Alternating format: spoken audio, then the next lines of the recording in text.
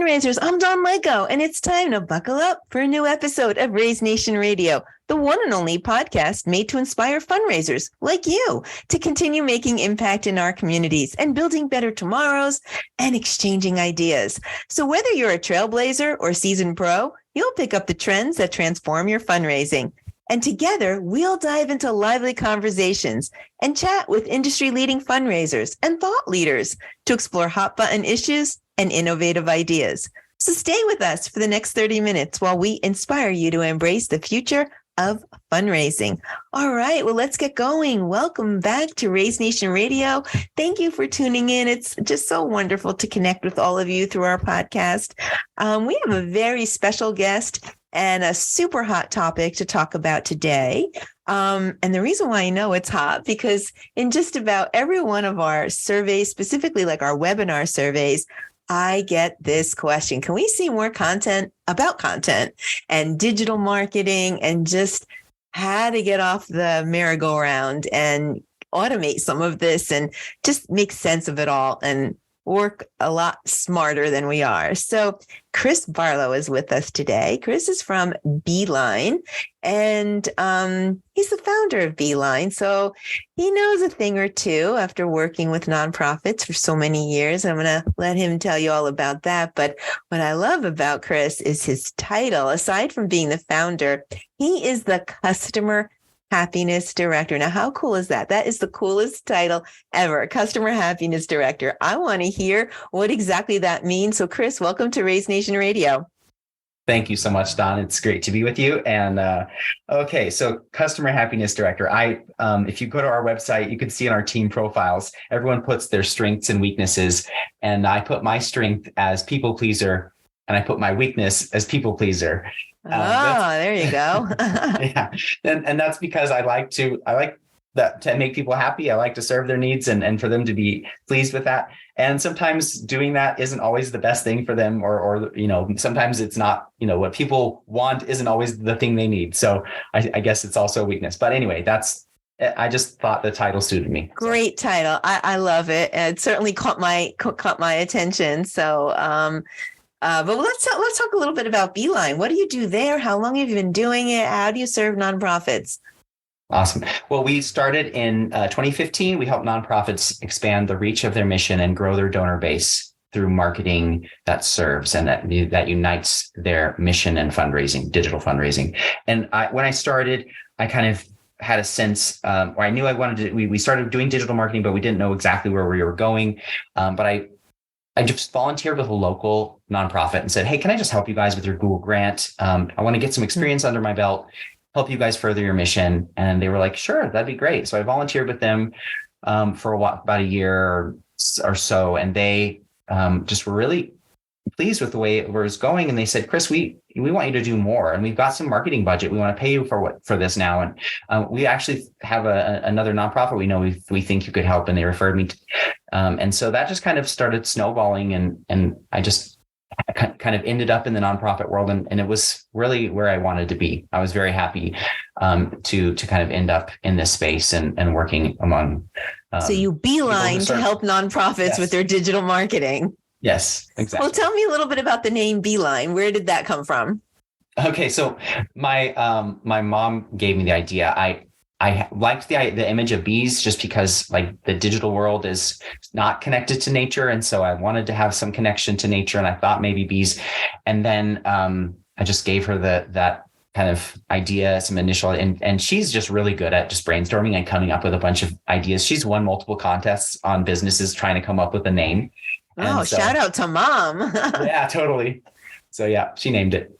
Oh, great. Well, very interesting. Cool name, cool title, and we're going to have some cool conversation. Now, I know you can speak on a plethora of different things, but as I mentioned in the intro, I do see a lot of survey results about we need, I'll ask the question, what do you need? What content do you want to see in our upcoming blogs or webinars or here on the podcast? And they want to see content about content, which is very interesting. I feel with just all the different channels out there and social media channels and digital opportunities, it feels like you're on an endless merry-go-round, just creating content. And that can be a little distracting from something that's really important, like the mission. So we want to work a little bit smarter, not harder. And I'm hoping that you can help us.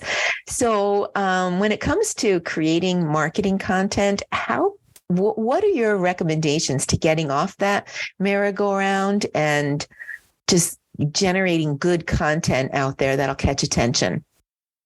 You kind of said it there. And this the principle. I mean, it sounds like a cliche, work smarter, not harder. But how can we actually do that? How can nonprofits do that? That's what we want to know. So I'd say the first thing is to consider what you can create that's evergreen, meaning it works all the time. It works year round.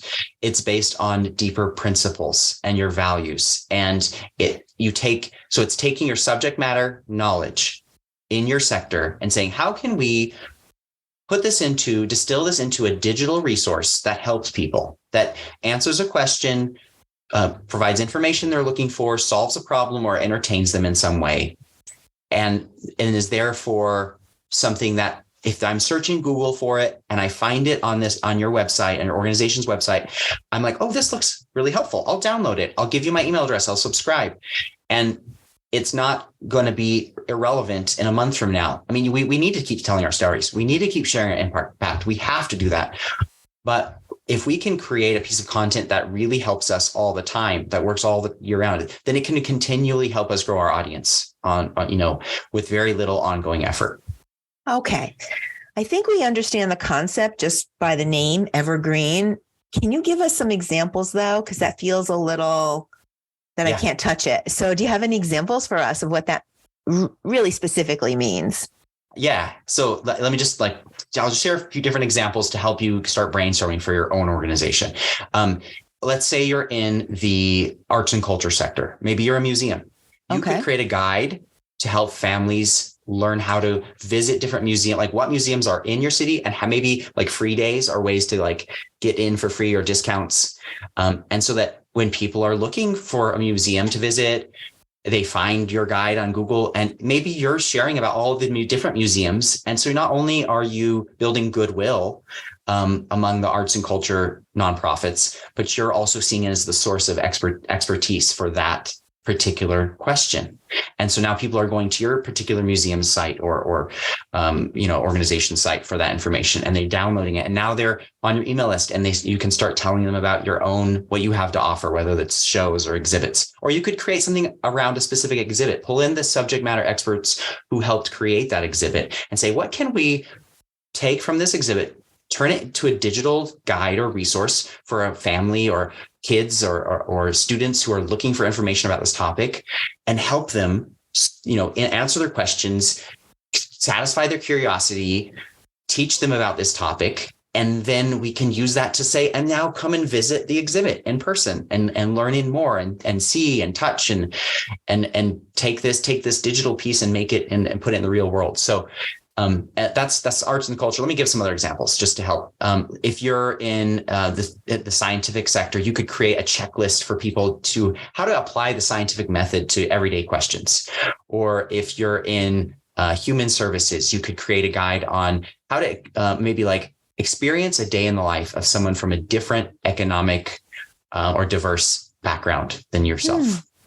To help that you understand what life's like for them. Or like another one is like how to throw a block party for your neighborhood and build connections among your neighbors. Or if you're in an animal sanctuary, like how to train your dog to stay in a kennel for a day or for traveling. Maybe you're going to take them, on a plane trip. So how to train for that and prepare them for that.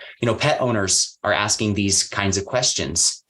Why, if you're an animal sanctuary, you should be helping them answer that, because your pet owners are the people who understand the value of what you're doing to care for animals. And so if you serve their needs, they'll understand how you are using that guide to give them a taste of your mission and why you're doing this. You're serving their needs as an overflow of how you're caring for animals, the animals in your sanctuary. All right, I'm going to play the role of a student right now, and I'm going to ask you to give me a grade.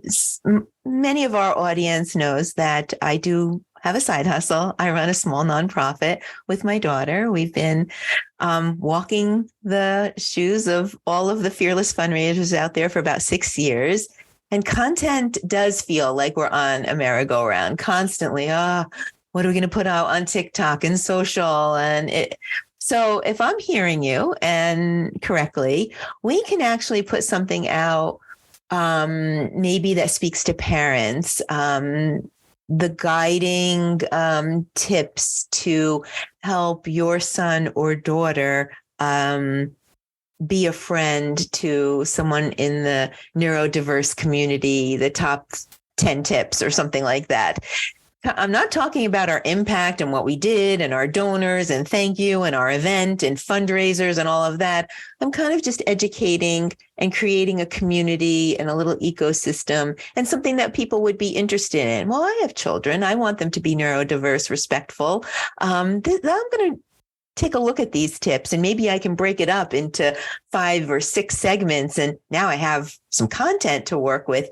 Is that what you're saying? Is that like a good idea? Oh, good. You nailed it. You should do it. Go do it. All right. What's my grade? What grade did I get? Can I get an A? Fantastic. An A. I see. And so that's really effective for cultivating new donors or awareness? Like, how is it effective? I mean, the awesome thing about this is you can use it for multiple purposes. You can accomplish multiple goals with it. So tell me, you can use it to attract new donors because you can put it on your site, and now you're giving people a really a good reason to subscribe. Instead of just saying sign up for our generic newsletter like every other website, you're saying, hey, we have this specific resource that solves a specific problem that'll help you. And, it's free. Just give us your email address. We'll send it to you. Where should we send it to you? Or you could run your Google ads to it. If you have a Google ad grant, why not run your grant to it? Now you have a whole lot of money that you can put behind that resource. You can also send it to your current donors. You can use this as donor retention, just to say, thank you for being a donor. We created this resource and we just wanted to share it with you because we thought it would help and give you a little taste of our mission. Like, you might not be dealing with autism or in your family or whatever the issue is, but this might still help you. And so you can use it for both, again, attracting new donors and retaining current ones. Wow. So it's not only evergreen, it's something that I could, pull down from the inventory and post today, tomorrow, 5 years from now, because it's relevant. That's the purpose of evergreen, but it's also serves multiple purposes for my mission. So it's very effective. Absolutely. Yeah. Wow. And you've got a template now you could take that same template and then just make some tweaks to it and repurpose it. And just change maybe the topic, maybe write a little bit different, but in terms of the design and the template, you could just use the same thing and have a new resource next year. Just a refresh, give it a little bit of a new packaging and just keep it going. Well, that makes sense. I like that. I think I'm going to do that and recommend it to my daughter. And all right, well, let's get into a little bit more. I want to pause a little bit on the multiple goals. So when you have really good marketing content, and we can talk, we talked about one, an evergreen piece, but let's just, whatever the piece is, if it's effective, it really serves so many purposes, I believe is what I kind of heard. Both from attracting to retaining, even maybe attracting corporate partners. Why is that? What are all the different ways content serves a nonprofit? Yeah. So you can, like I said, you can use this to get people to join your audience. You can use this to thank your donors, and you can use this to so another way you can work smartly and get people to, or save yourself some effort in creating a piece like this, is if you think about, okay, there are companies out there who already create content for their customers that's related to what our mission is. Maybe it's like similar subject matter expertise. So we're an animal sanctuary.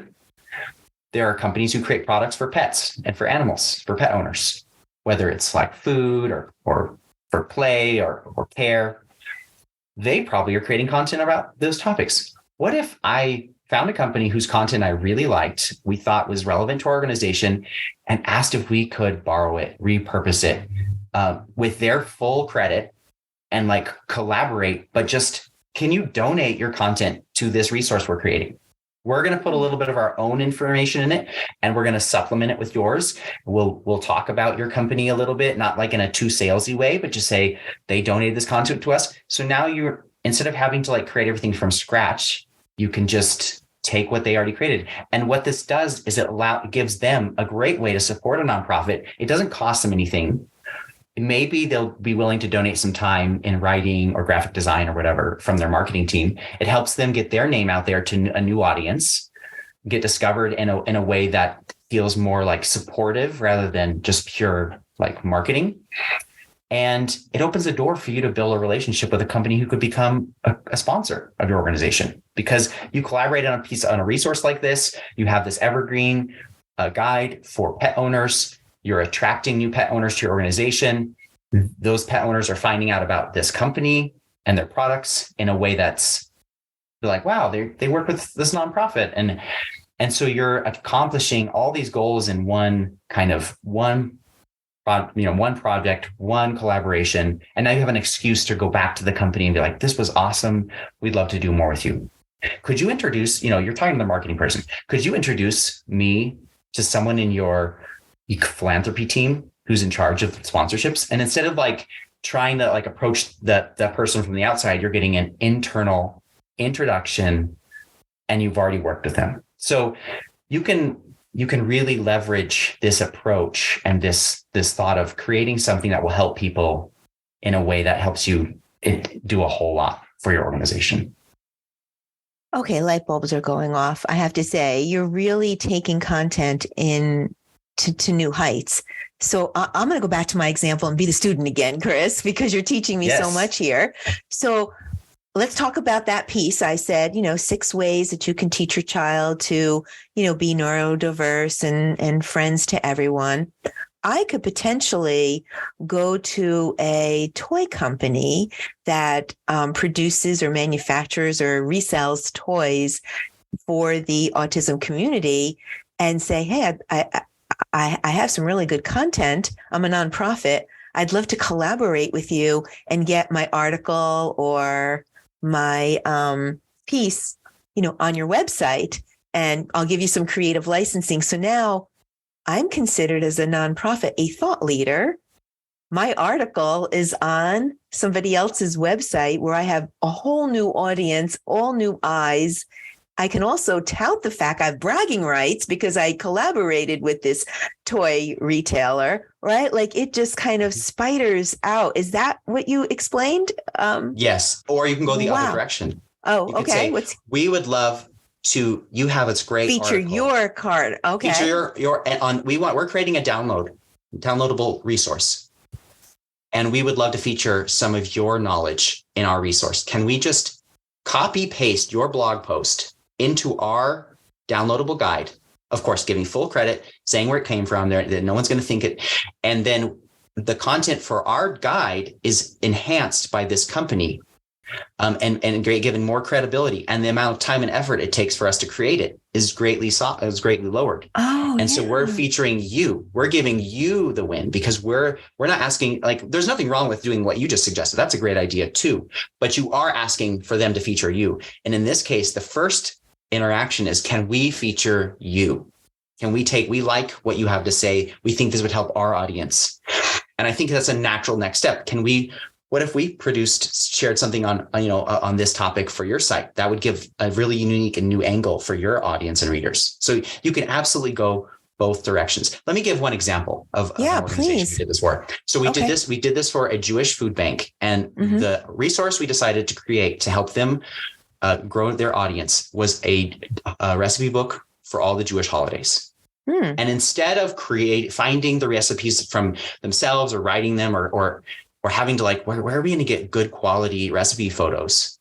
we reached out to Jewish celebrity chefs and influencers who had large followings and said, and we went to their websites, found recipes we liked, and we just contacted them and said, we're creating this resource. We're not trying to sell it. We want to use it to support our donors and find new ones. Can you donate these recipes to us, to our guide? And all we were asking is, can we use what's already on your website? And do we have permission to use the pictures in the recipe book? And overwhelmingly, they were like, go for it.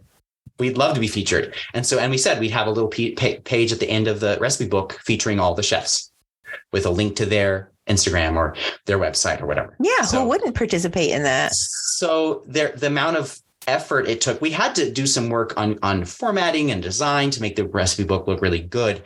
But the content itself was already done. The pictures were already there and ready to go. We didn't. And that's what you talk about, working smarter.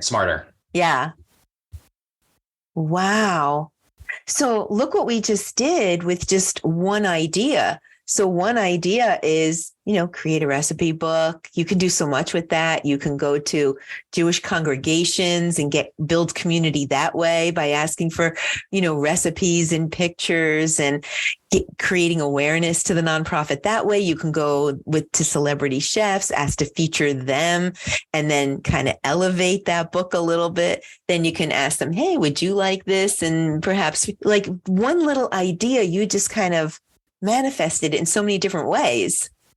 Yes. And that's what being like creating effective content's all about. Like finding something that's going to work well and putting out there to as many people as possible and repurposing it.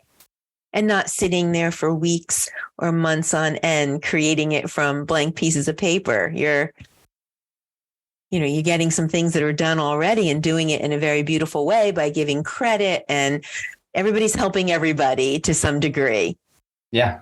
And another thing you could consider or think about, before you create this kind of evergreen resource is, has there been something on your website, or is there a page on your site that's getting a lot of response or a lot of traffic already?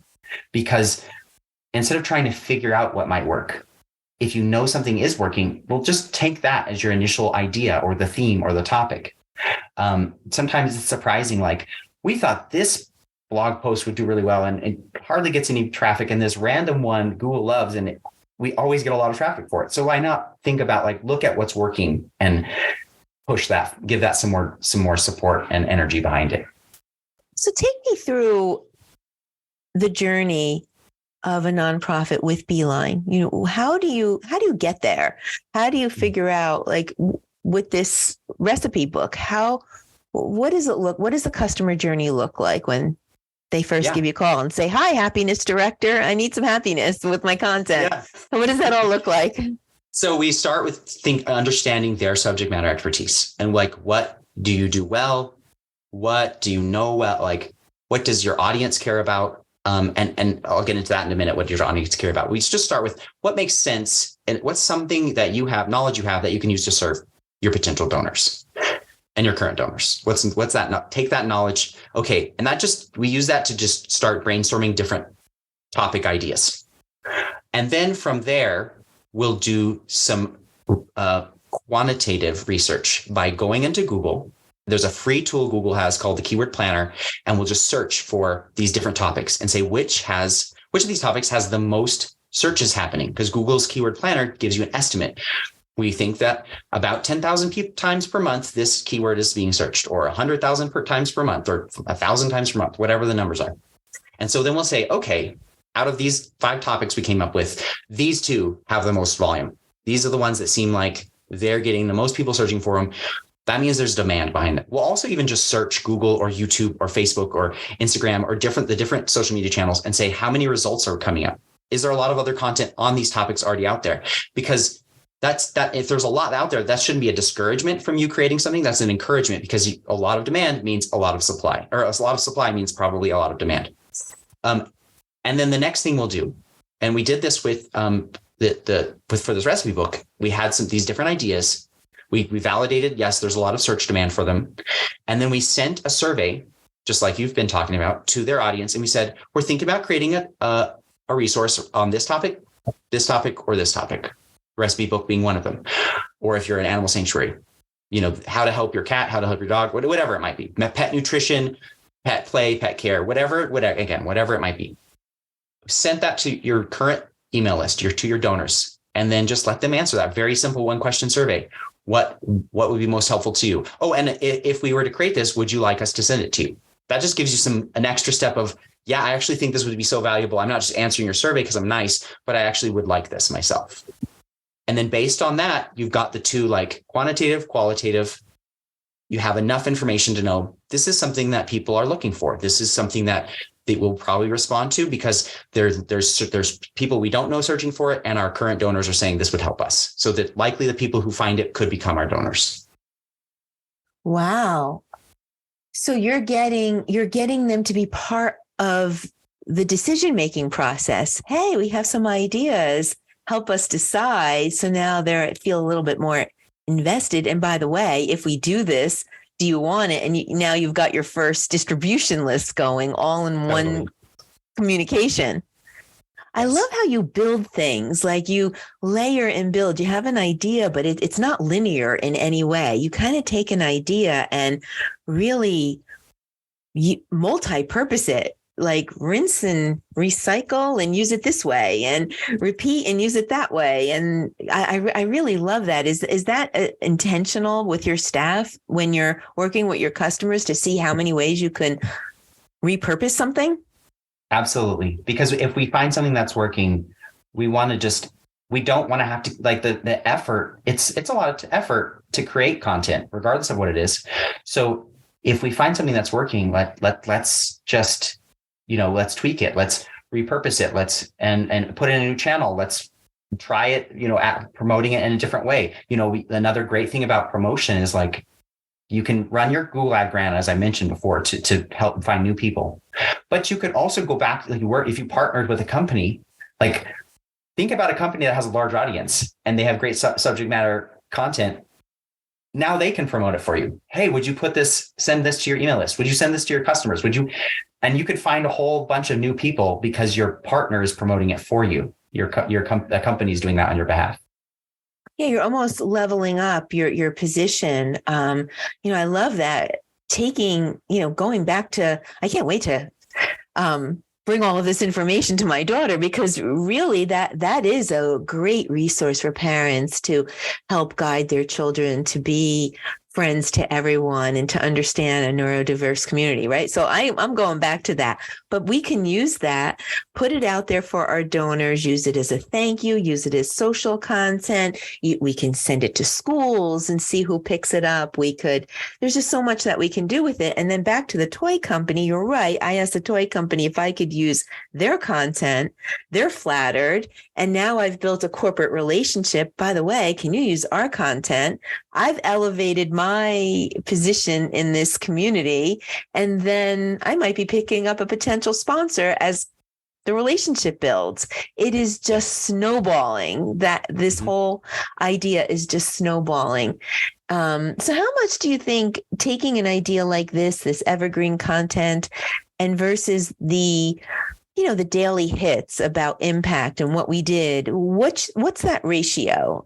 Should it be 50-50, or what do you recommend to nonprofits?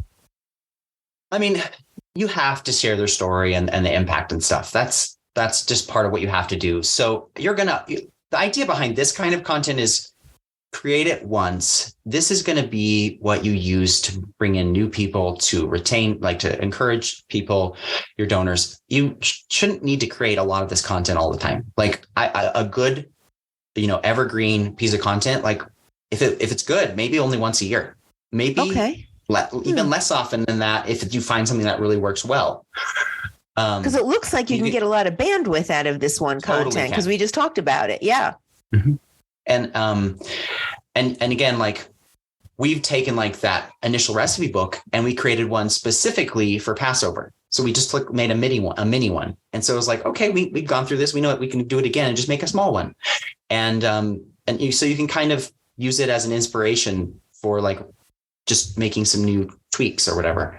And in terms of the results that you can get, like, if you're just running your Google grant to it, we typically will see organizations get between 100 to 300 new subscribers a month from a good resource like this. If there's enough people searching for it, just on autopilot, their ads bringing in that many new people, not having to create any new content, not having to do anything new.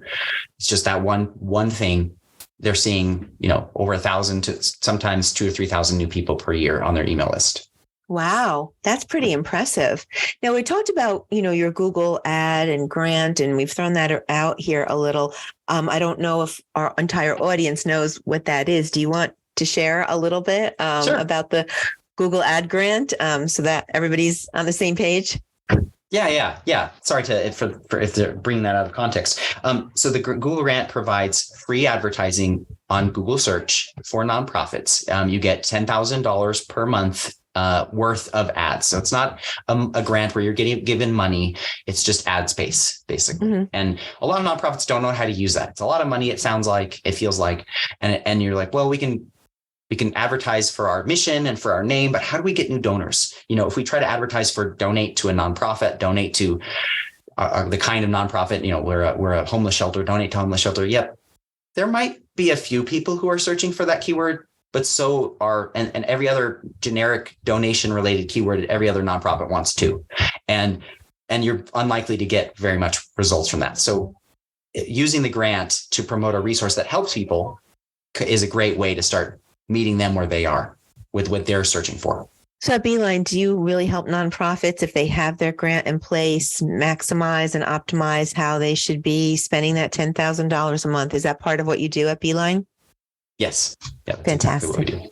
Yeah, there's a lot about that Google ad grant. And it seems, you hear the word grant and sometimes you're like, oh my God, what does that application look like? But you might want to head over to Raise Nation Radio podcast and all of our episodes and search for Jessica King. We have a great interview with Jessica about how to acquire that grant. Awesome. It's very easy. So It's like the 1-2 here. Go listen to podcast number 1 with, I don't know, it's episode 80 something with Jessica King. Find out how to get that Google ad grant. Then give Chris a call at Beeline and figure out how we're going to maximize that ad grant. So lots of great tips coming out here on Raise Nation Radio. It's all coming together. We're connecting the dots pretty good here. So, this is just all fascinating. Are you accepting new customers and new clients, Chris, over at Beeline? Yep, absolutely. And we have a quiz on our website that you can take. That'll tell you whether the Google Grant is a good program for your organization right now or not. Oh, we got to head over and take that quiz. How do we find you on yourbeeline.com?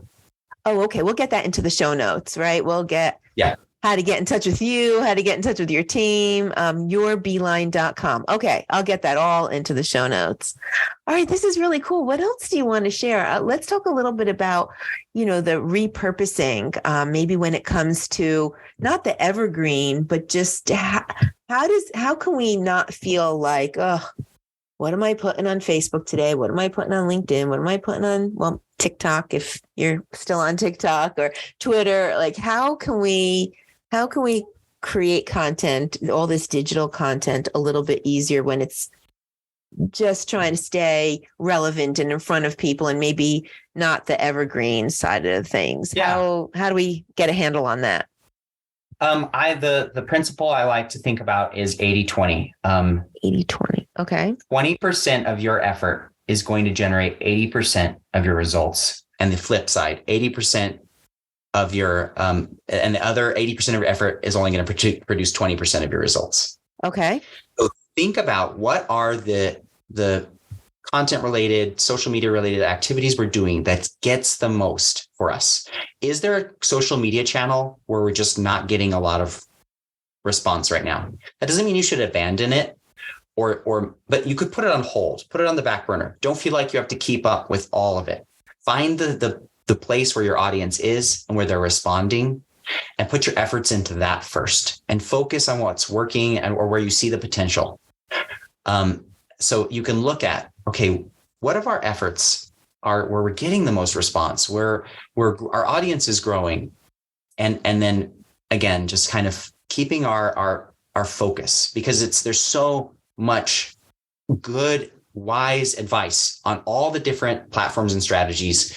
And what you just have to do is keep in mind, like, just because people are saying these are all good things to do, I mean, no one can do them all. So find what works for you and focus in on that. And that way, that's one thing that would help, I think, a lot of organizations to not feel so like running on that treadmill that never stops.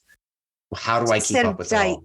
Diluting yourself and trying to manage 8 channels, maybe not as well, bring it down to the top 2 or 3 and do them really well. Is that what we're saying? Yes, definitely. So that's my advice on the ongoing stuff. It's 80-20. 80-20. Okay. All right. What else do nonprofits need to know about their content? What other tools we want to put? We talked about evergreen. We talked about taking that evergreen and using it in a lot of different ways that really represent thought leadership and elevate your nonprofit. We talked about this 80-20 rule and maybe less is more. What else do you have for us? Because I think everybody's really paying attention right now. Yeah. I would say, do what you do well, but be authentic. So in authenticity. Big one. And that, again, that's the cliche word, but I think what a lot of people are saying, and what I mean by that is, don't feel like everything has to be perfect before you publish it. Like, especially if you're doing video, if you're public creating video, like messages for your audience, you're putting those out there on social media or in emails, like, just record a simple video and talk. What people want is that human connection. Mm-hmm. And like, having a professional video done is great and people can really enjoy that. But you know how much effort or investment those things take. So like, the principle I would use behind this, and I was just talking to a director yesterday about this, is the principle is ready, fire, aim. Get stuff out there and then figure out whether that was the right, like, don't try to like aim for the perfect like thing and get all your ducks in a row. Just like just put something out there, get something out there and worry about, practicing your aim after, just to use a weird analogy, but I just ready, fire, aim is that overarching, like, don't hold yourself back from pressing publish because it's not perfect. Yeah, I mean, I don't know that people want that anymore, that polished, perfect, staged, right? I think that they do want that authenticity. We've been hearing so much of that. And, it's hard to get a connection when everything is just perfectly staged, because that's not real life. That doesn't happen that way. So, you say just get your cell phone out and start recording. And any tips there? I mean, is anything that people need to know if they're not going to go get a whole production crew? What are some of the tips they need to know when they just fire up their camera? Audio is the most important. If the audio is clear, the video doesn't matter nearly as much. Oh, interesting. If the video is great and they can't hear you, they're not going to watch it.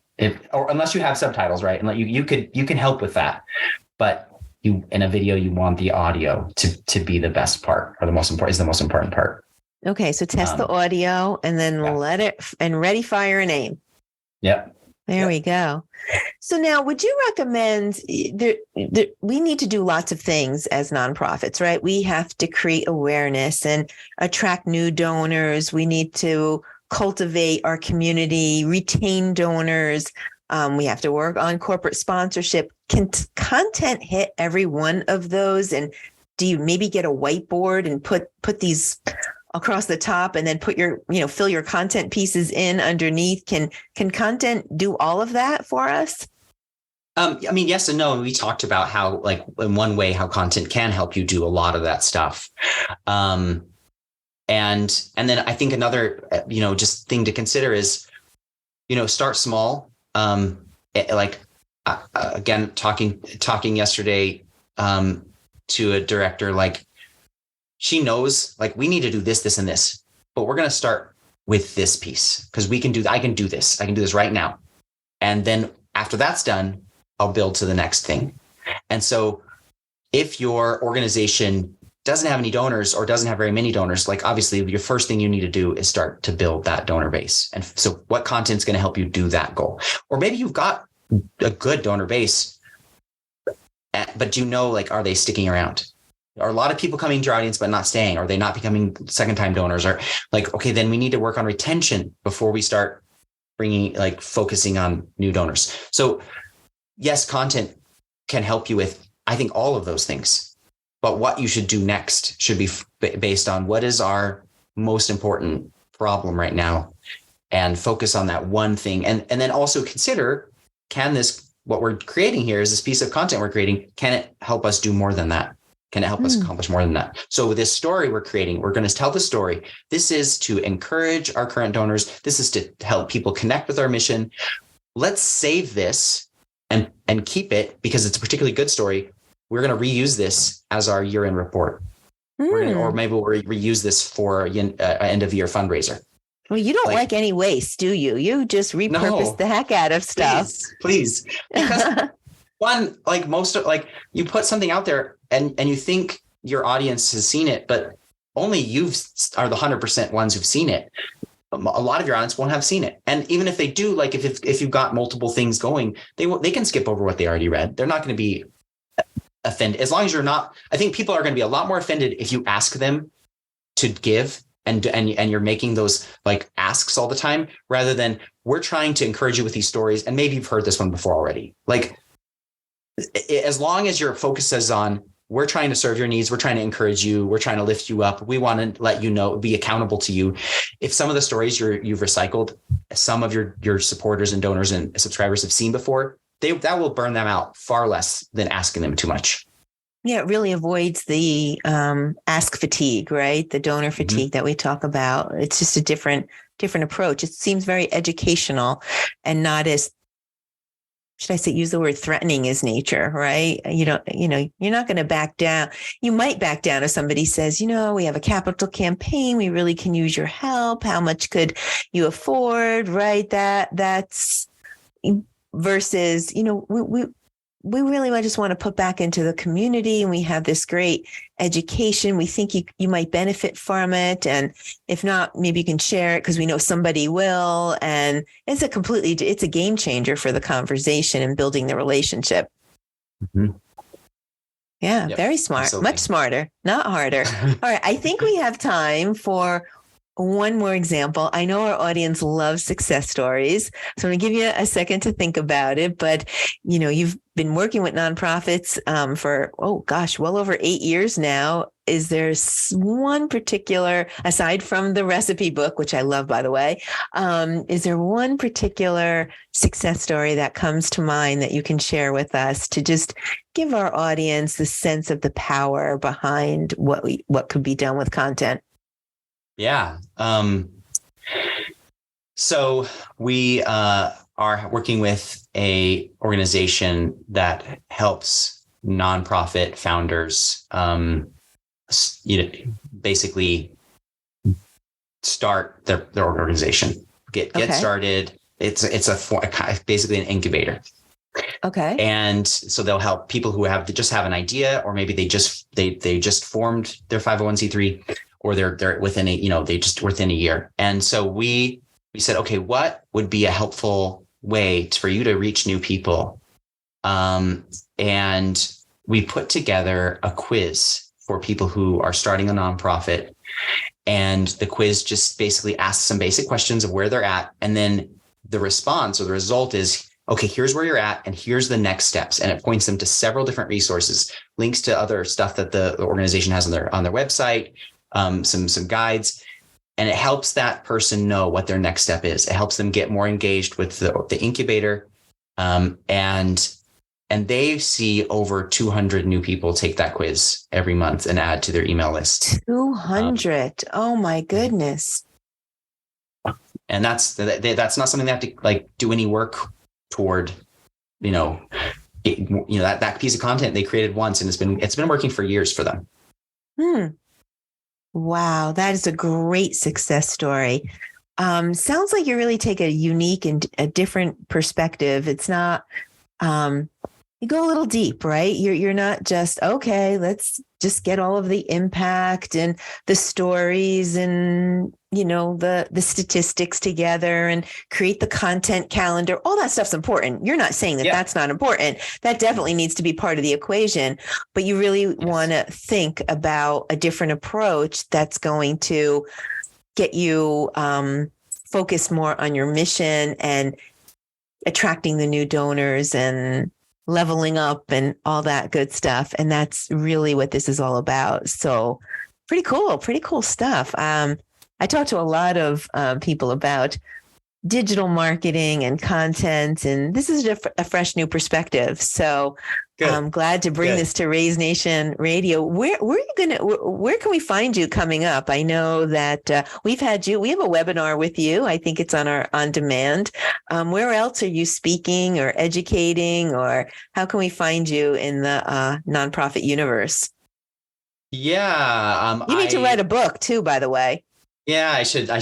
I'm often doing webinars. I'm doing some webinars this coming month with some other organizations in the space. I'll post about those on LinkedIn. You can find me on LinkedIn. I post regularly there. And of course, you can reach out to us, me personally, and our team, a team at yourbeeline.com. We can put that in the show notes. I'm doing a lot of just, I'll be at different conferences this year. So we'll have to look out to run for across you. Yeah. We'll have to put all of this in the show notes so that we know how to get in touch with you. It's a cool approach. This was a good conversation, and hopefully our audience is listening and starting to think about, okay, what's that thing? But they can call you, right, for some help. For and sure. It sounds like fun. Well, I wish we had more time and we can dive into more examples and more success stories. We'll just have to have you back again for another episode. But to our audience and all you fearless fundraisers out there, I'm so sorry. That's about all the time we have That's about all the time we have for today. We know that content is something you think about morning, noon, and night. So hopefully today's insights with Chris gives you just a new way to think about it. So thank you for listening. We hope you enjoyed the topic, one that you request quite a bit. Tune in for a new episode release every Thursday at 12:30 p.m. That's Thursdays, 12:30 p.m. for all our new episodes. But in the meantime, listen to all of the 87 and counting episodes on Raise Nation Radio. You can follow the channel that you like best so that you can get notifications about all our new guests. We're streaming everywhere. And we'd like to invite you, if you're a nonprofit and you would like to be a guest on Raise Nation Radio, hit me up. We'd love to feature your mission and talk about the impact in our communities. So all of your fundraisers are doing amazing things. We know you're building better tomorrows for our communities. We want to hear your awe-inspiring stories. So call me and we'll get you on the show. I would like to thank our sponsor, OneCause, for making this episode possible. OneCause is driving the future of fundraising with easy-to-use software solutions that help nonprofits connect with their donors. Check it out at onecause.com. Visit the resource tab on the homepage. You'll see a broad catalog of ebooks and blogs and vlogs. And you'll also catch Chris's on-demand webinar there as well. I'm sure you'll find them very helpful. A huge shout out and much great thanks and gratitude to my guest, Chris Barlow from Beeline, the Customer Happiness Director. I still love that title. So appreciate you sharing your expert and authentic voice and helping us look at content a little differently. So appreciate you being with us today and your conversations. But I do have to ask you the same question we ask all of our guests. I hope you're prepared. Any last words of inspiration? Yes. If you serve people, they'll be attracted to you. So make it part of your mission to serve your donors too. Whoa. Very powerful. Thank you. We'll have to get that in the show notes too. Chris, thanks again. It's such a pleasure. Always. You're always just making us look at things a little bit differently. Today about digital content. Really appreciate it. And thanks and shout out to your mom. What's your mom's first name? Lisa. Lisa. All right. Great title there. Beeline, yourbeeline.com. Again, we'll get that all in the show notes. Thank you again, Chris, for being with us so much. Thank you. That's a wrap. Until next time, I'm Dawn Lego. This is Raise Nation Radio. You stay fearless out there.